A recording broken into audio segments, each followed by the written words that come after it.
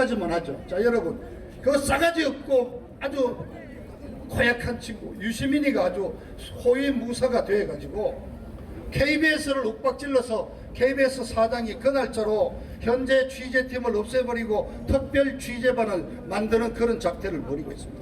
자, 두 번째, 사법부를 압박을 해서 지금 사법부에 있는 그 특정 무슨 연구에 아주 좌빨 판사들이 지금 농단을 부리고 있습니다. 자, 이번에 조국의 이 비리 중에 사실은 아직까지도 크게 알려졌지 않지만 가장 엄청나고 중요한 것이 사모펀드를 이용한 말하자면 그 투자입니다.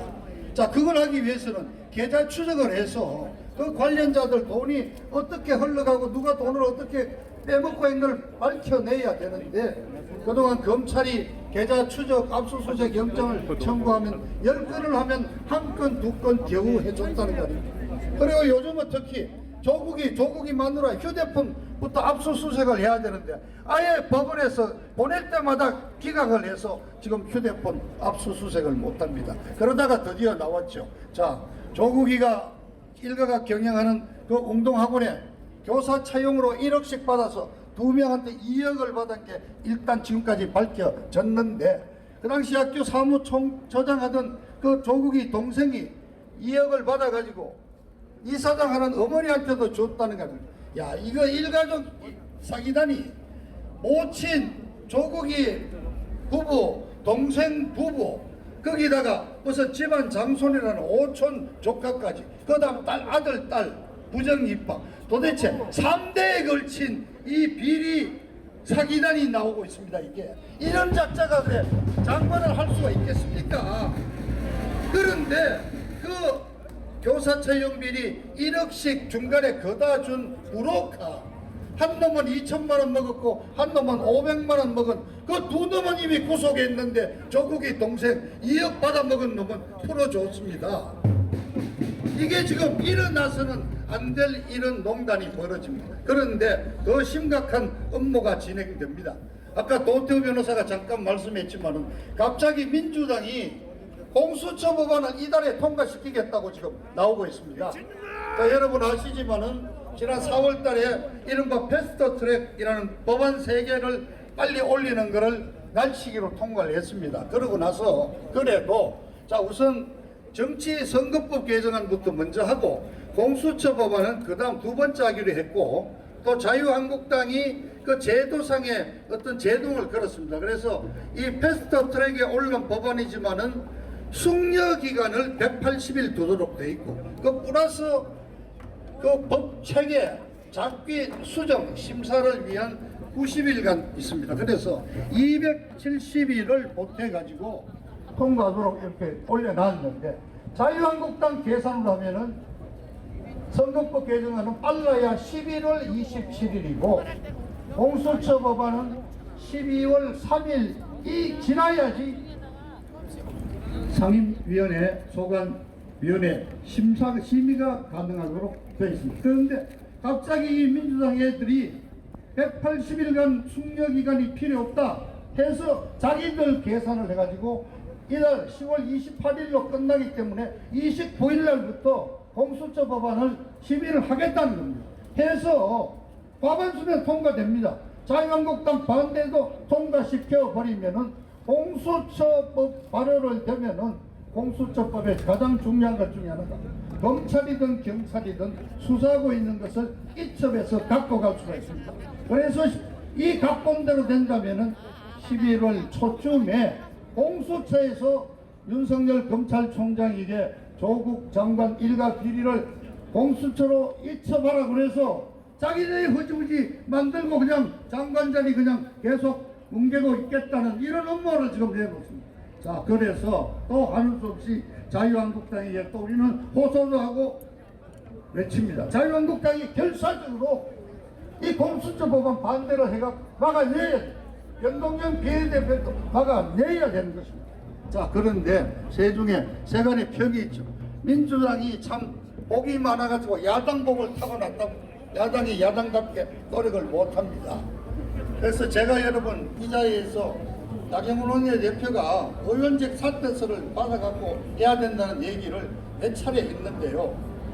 헌법 요것만 얘기해요. 헌법 41조 2항에 대한민국 국회는 200인 이상으로 구성된다고 되어 있습니다. 그래서 나경원이가 정말 딱 이를 악물고 110명 의원 사퇴서를 받아가지고 국회의장에게 던지면은 국회 숫자가 200명 이하로 떨어지기 때문에 이론적으로는 국회가 해산되는 겁니다.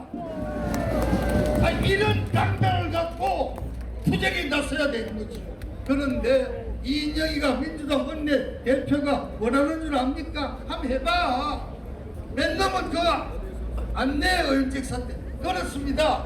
박근혜 대통령 탄핵 때처럼 또 배신자가 있다는 겁니다. 그래서 지금 우리가 정말 제1야당인 한국당에 대해서 답답해하고 좀 더 한번 투쟁을 해보라고 합니다. 자, 오늘 오후에 서초동에서 또 벌어집니다.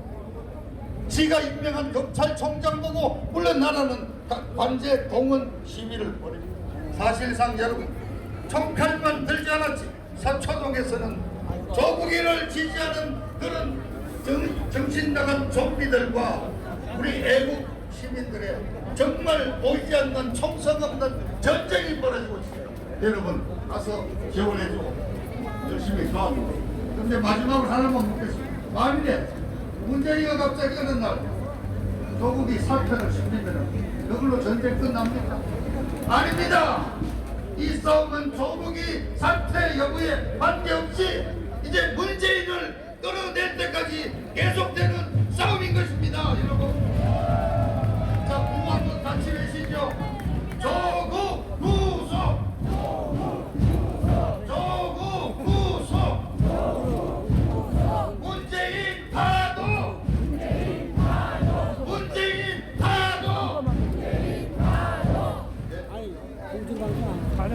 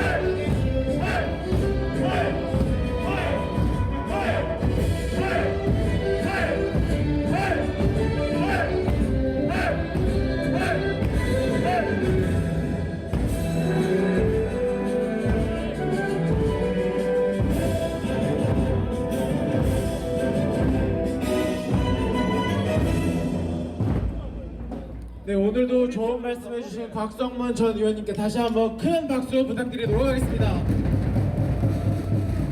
네, 다음은 세뇌 탈출의